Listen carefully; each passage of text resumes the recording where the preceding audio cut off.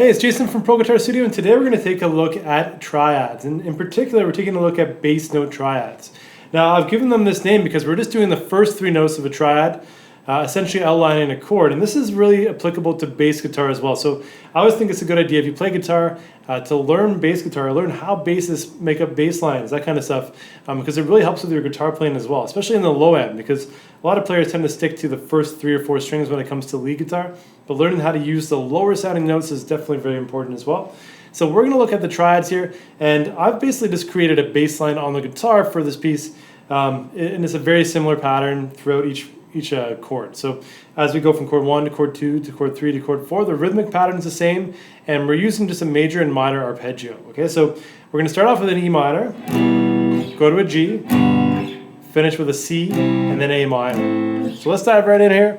And the first arpeggio we're going to do is an E minor. Okay, so we're going to start on the 7th fret of the A string. So 7th fret is string number 5, and we're going to play twice on that note. Now the next note we're going to play is the G, so 10th fret on the A string, and that's the next note in the E minor chord, E and G, okay? And then we're going to play fret number 9 on the D string, so that is the B note, and that's the next note in the E minor chord. So E minor is E, G, and B. So even in the open position here, it's just those 3 notes, okay? And then that B note is 3 times.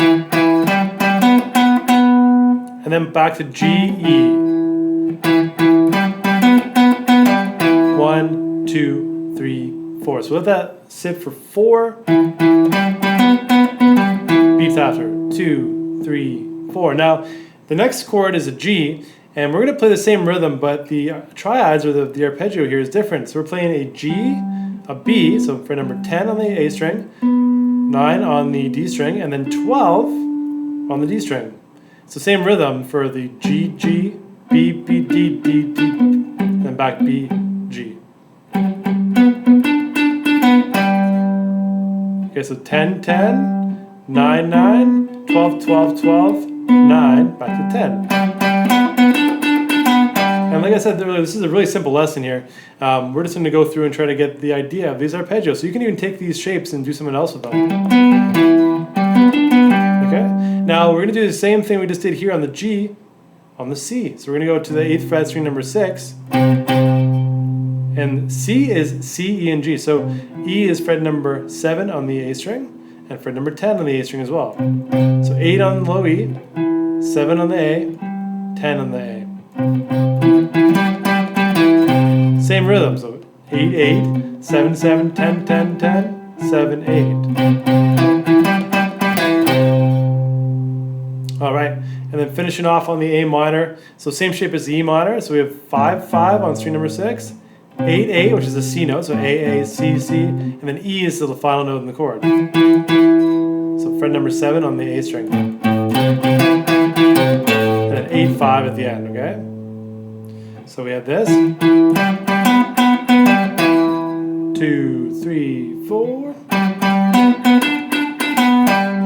2, 3, 4. 2, 3, 4.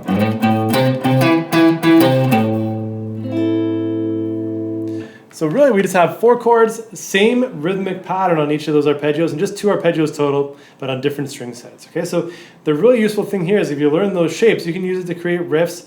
A lot of the most classic riffs you might know would be shaped, or not like patterned on just those, but shaped around those arpeggios. Because it all comes down to chord tones. So in a chord, if we're playing notes in the chord, it's going to sound good. If we're playing notes not in the chord, it's going to sound dissonant, right? So we're trying to get some tension and release here. So playing notes in the chord and notes outside of the chord balances each other out, and basically we get tension and release. Okay, so that's sort of it in a nutshell. I'm trying to just be quick with my explanation there. But really we're trying to look for notes in the chord as the most important thing to start with, and then notes outside of the chord that can add that tension in. So these arpeggio shapes give you the bottom end. Now eventually you can do full 5-string shapes, 6-string shapes. But to start off, if you're just getting used to these arpeggios, it's a great way to look at it. Think like a bass player for a little bit. Try out these 3-note arpeggios, and like I said, I refer to them as bass note arpeggios. So you can get some really nice bass riffs in there. Copy my riff if you want, play with it, do whatever you need to. If you're a student here, you get the PDF in your student account as well. If you like this video, give me a thumbs up. Let me know in the comments below what you would do with these arpeggios. Like, where would you use these actual shapes? Okay, I'd love to hear from you. And if you want to see more videos like this each week, subscribe, because more things coming your way very soon. See you later.